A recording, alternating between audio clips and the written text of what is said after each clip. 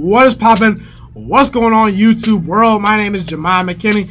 I appreciate you guys for watching this video today. Be sure to smash this like button right about now, as it does help these videos get out to the public and the channel to grow overall. Subscribe to my channel if you're new as well. I do post a ton of great sports videos weekly and almost every single day if I can, and turn on post notifications too, so you don't miss a single one of those videos that I post. It's only right, you guys.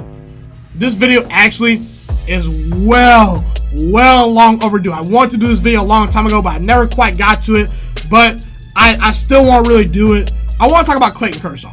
I want to talk about a little bit of baseball. I know the World Series is over. Congrats and shout out to the Washington Nationals. First ever World Series title. I'm very happy for you guys. But again, I want to talk about Clayton Kershaw because, to me, coming into the postseason, I thought the Washington Nationals were not the best team. I thought the Los Angeles Dodgers had a real shot to win the World Series. Now, I wouldn't have picked them to beat the Astros, but again, who knows? If the Nationals can beat the Astros, the Dodgers for sure have the talent to do it. And I want to specifically focus in on Clayton Kershaw, the star pitcher for the Los Angeles Dodgers. The guy that I'm going to say right now is the first ballot Hall of Famer. One of the greatest pitchers to ever throw a baseball on the diamond, okay? Let's take a moment to praise Clayton Kershaw, because at 31 years old, not many people can say that they had these accomplishments on the baseball field, okay? As a pitcher, at least. Clayton Kershaw, in 12 years starting so far, has 3 Cy Young Awards, an MVP. Now, to put that in context, only 25 pitchers in the 150-year history of baseball have won a league MVP. That's amazing. You can make the argument that year. I watched that whole season. Clayton Kershaw, you can make the argument, was the best player in baseball that season. He was that good. He was impacting that whole pitching staff that much, and he impacted that team that much. You knew every single day Clayton Kershaw was going to get you a win that day, almost. It was almost guaranteed. 99.9% of the time, you knew Clayton Kershaw that year was going to dominate, okay? He's led the league in strikeouts 3 times. He's led the league in ERA 5 times. And in the regular season, his numbers are, he has a 2.44 ERA for his career. Not a season, not a 3-year stretch, not a 5-year stretch. For his career, guys, and he has 2,464 strikeouts, okay? Clayton Kershaw, if you just go based off the first 12 years of his career in the regular season, he might be the GOAT. He might be the GOAT as far as pitchers go, okay? That guy's lethal. And another thing I want to throw at you, I'm not a big numbers guy. I want those other stats at you. Clayton Kershaw, okay, throughout his career, he's played 12 seasons. Only twice has his ERA been 3 or above. It was this past season where he was kind of injured, and his rookie season. So Clayton Kershaw, for 10 straight years, did not even have an ERA that went above 3. It was all in the 2s. So that's great. All baseball fans, for people that are new to this channel or don't know a lot about baseball, what ERA is, it's an earned run average. So on average, Clayton Kershaw only allowed 2 runs for his entire career in baseball. That's really good, okay? But I really don't want to slice it this way. I really don't. Listen, there's been some big chokers in sports history. I can look at Tony Romo. I can look at Donovan McNabb. I can look at Dan Marino. I can look at today's generation, Matt Ryan. Matt Ryan has been the biggest choker in the playoffs in our generation, at least right now. Okay, Matt Ryan in the playoffs, he can't get it done. In basketball, Karl Malone, John Stockton, Charles Barkley. If you want to throw in James Harden, fine. I don't think James Harden is quite the choker people make him to be. You know, Peyton Manning for a while was considered the biggest choker of sports until he won a Super Bowl. But that's the thing about Peyton Manning. Peyton Manning won 2 Super Bowls. So as much as Peyton Manning choked and went 1 and done in the playoffs, the guy went to 4 Super Bowls and he won 2 of them. So, based on how great Clayton Kershaw is, based on how great he's been, and based on his postseason performances, because, again, baseball is not like basketball. Postseason doesn't matter about everything. You know, Mike Trout's not probably going to get to the playoffs much in his career. He's probably going to end up being one of the 5 best players of all time.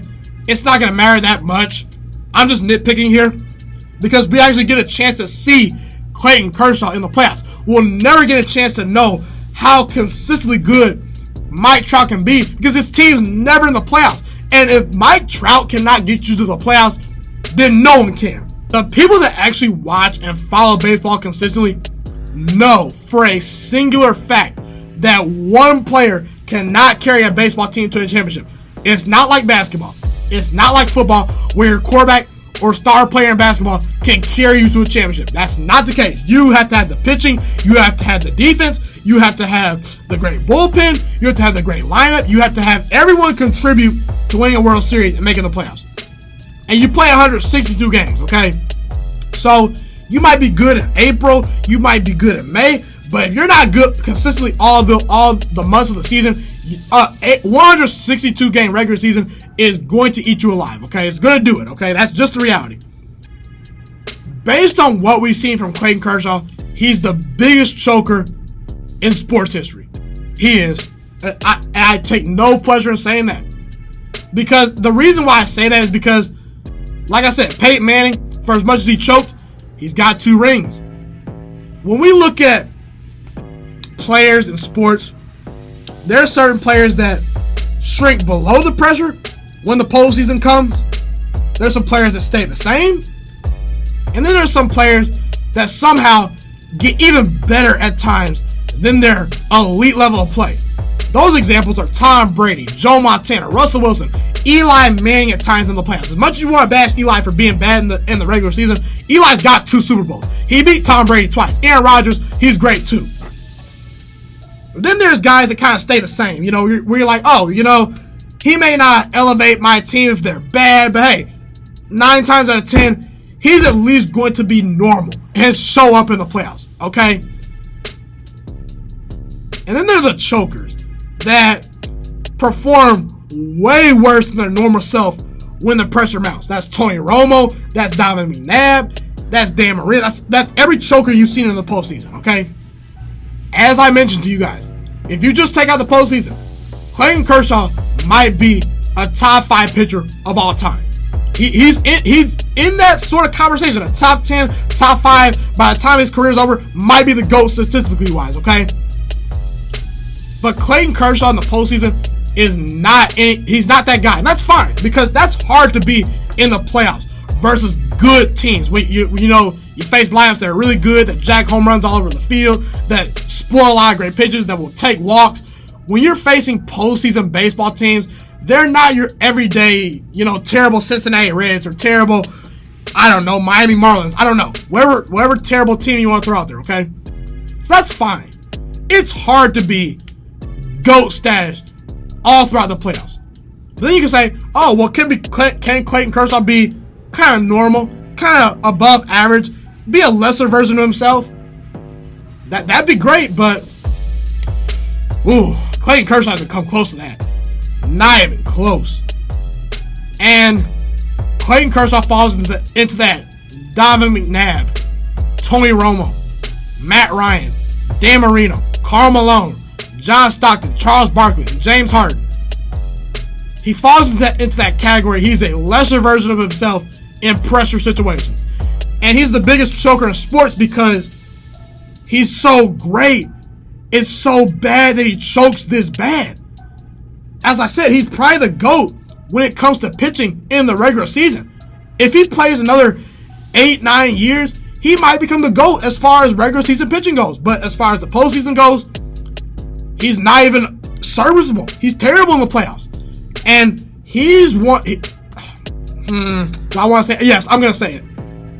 He's the reason the Los Angeles Dodgers have not won a World Series. And again, I know it's the whole team that has to play, but if Clayton Kershaw was somewhat of his normal stuff in the playoffs, I got to ask Dodgers fans a question. I got to ask baseball fans a question. Would the Dodgers have a World Series by now? Be honest. Because I think they would. If Clayton Kershaw was that guy, or even a slight lesser version of himself, if he was a normal starting pitcher, they would have a ring by now. The only problem is Clayton Kershaw in the postseason is 9-11 as far as the record goes, okay? His ERA is 4.5. That's terrible. For his stats, that's absolutely terrible. And I just don't see the big games. Where's the big NLCS win? Where's the big NLDS win? Where's the big World Series moment? The Dodgers have been in the postseason a lot these last couple years, and he just hasn't delivered. And it's sad, and I feel bad for the guy because he does own it. He's gone in press conferences. He said, hey, I've been bad in the postseason. I own it. It sucks. And I hope Clayton Kershaw turns this around. I don't want to label him as the biggest choker in sports right now. But as of right now, based on his failures, Clayton Kershaw is the biggest choker in sports. And he's the big reason why the Dodgers do not have a World Series right now in the last 20 or so years, okay? And it pains me to say it, but it's just the harsh truth. Be sure to comment where you agree with me and disagree with me. Love to hear what you guys have to say in the comment section. Thank you guys so much for tuning into this video today. Be sure to smash this like button right now if you enjoyed this video. Subscribe to my channel if you're new as well. I do post a ton of great sports videos weekly and almost every single day if I can. A fun fact about me is I want to go into the sports broadcasting and media world. I want to become one of the next great sports broadcasters and analysts out in the world. Kind of like Colin Cowherd, Stephen A. Smith, Shannon Sharp. You get the point. Okay, I want to do sports, television, and radio for a full living once I graduate from the University of Toledo, a college in Northern Ohio. I currently am a freshman there right now. So the best thing you guys can do to just help me continue to grow as a young broadcaster is to just share this channel with all your friends, because potentially if this channel really gets somewhere, I want to start my own network, okay? Or potentially if it doesn't, or if I fall a little bit short, I want to go into a big time network like ESPN or Fox Sports 1. So the best thing you guys can do to just flat out just help me grow as a broadcaster, help me learn, get other people hip to this channel, just share this channel with all your friends, share this channel on Facebook, share it on Twitter, share it on Instagram, all that good stuff. Also, be sure to follow me on all my social media platforms. And once again, guys, just share this channel with everyone you know. Get everyone hipped and watching these videos. Get my voice out there and heard. Share it on Facebook, share it on Twitter, share it on Instagram, all that good stuff. It's been your boy, Ghiman Mckinney, or you can just call me Juice. I appreciate all you guys for tuning in today. I really do. Have a God bless day. Stay motivated, you guys, and I'm out.